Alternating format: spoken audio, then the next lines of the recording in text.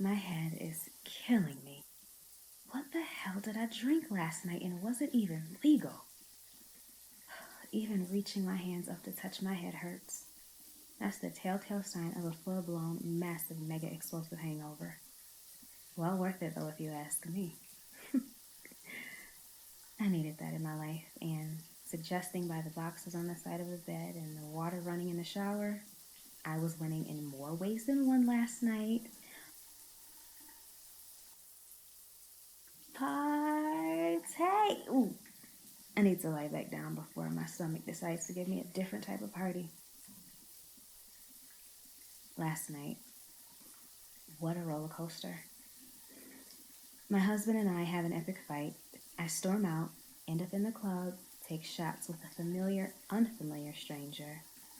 I wake up and now I'm here. I'm not necessarily disappointed in myself about my choices last night. As a matter of fact, last night changed my life, and if anything, once this vodka headache passes, I'll be very pleased with myself. Before I go into my night at the club, let's discuss my issues with Alonzo, my husband. The world around us thought we had the perfect life. Young, attractive couple with our whole lives ahead of each other. What the world around us didn't know was we hadn't prepared ourselves for the lives we thought we wanted to live.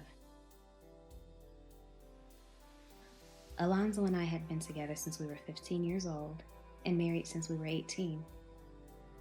We had the all-American relationship, the jock and the cheerleader, high school sweethearts, married, living life to the fullest and happily in love. That's how the story goes in the movies. Our first 5 years of marriage was spent with me working 2 jobs to send Alonzo to college. I worked day and night to ensure he had books and tuition so that one day he would in turn do the same for me. That day never came.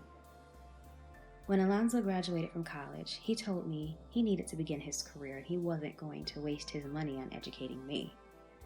Had I just wasted all my money educating him? Since it was a waste of money to work to benefit your spouse now. That hurt me.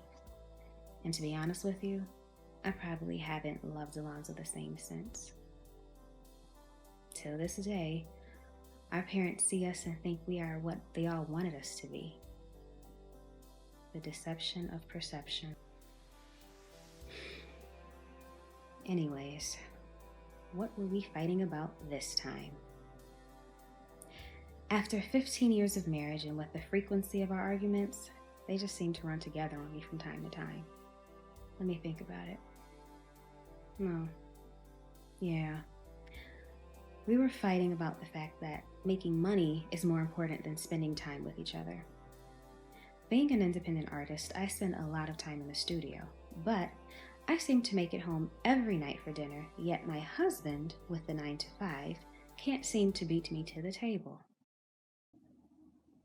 Yesterday, I didn't even go to the studio. I stayed home and cooked his favorite meal. Fried chicken, homemade macaroni and cheese, mustard greens, buttermilk biscuits, and grape Kool-Aid. It was a meal of desperation, a meal to beg my husband to sit down for a meal with his wife and look at me for once.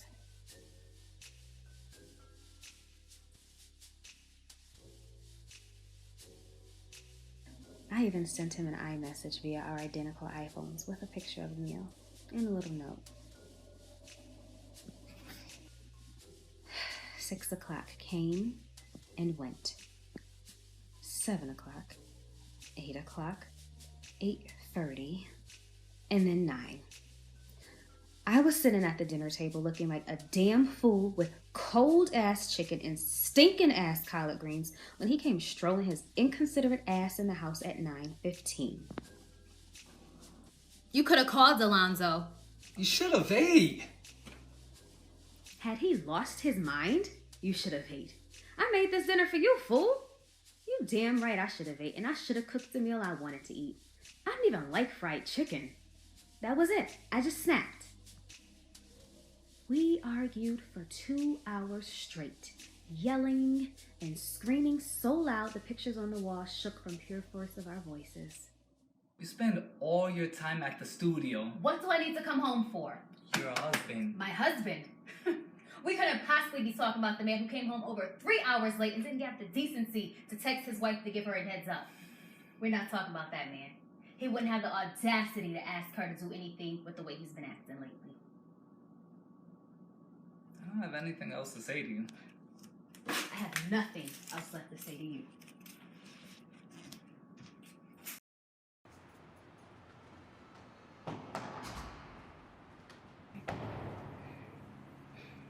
Things weren't always like this, though. I must make myself believe that, and then it won't sound so bad when I rehash the things we have gone through. But last night, none of that mattered.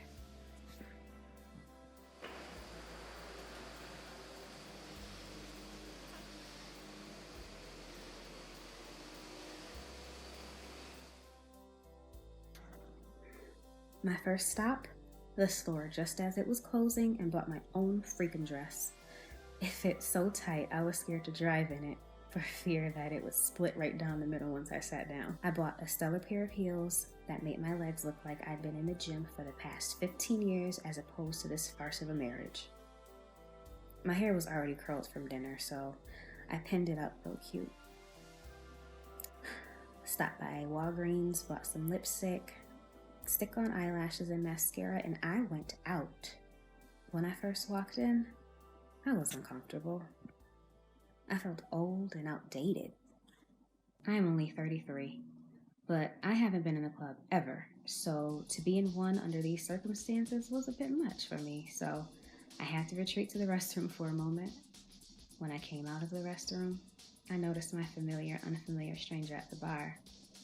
I was caught off guard, but there was a certain comfort in the eyes of my stranger, so I pretended I needed a drink from the bar. What can I get you, beautiful? What do you suggest?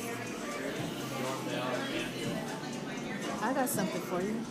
I turned to my left, and my unfamiliar stranger was standing right next to me with the most charming smile I'd ever seen.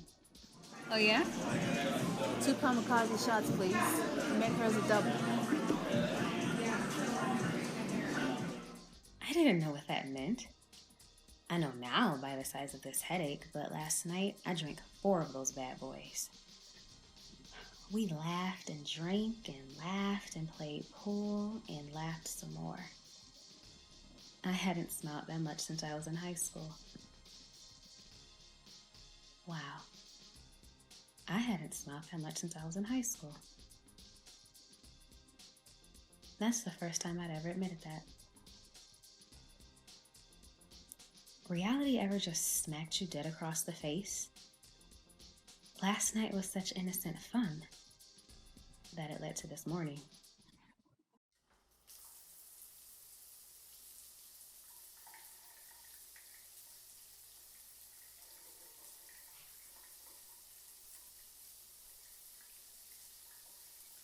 I've never cheated on Alonzo. I never wanted to cheat. There was never a reason to cheat if there's ever a reason to cheat. I don't condone adultery, but my marriage has been over for a long time, and I think last night was the moment of reckoning. How do I feel? Peaceful.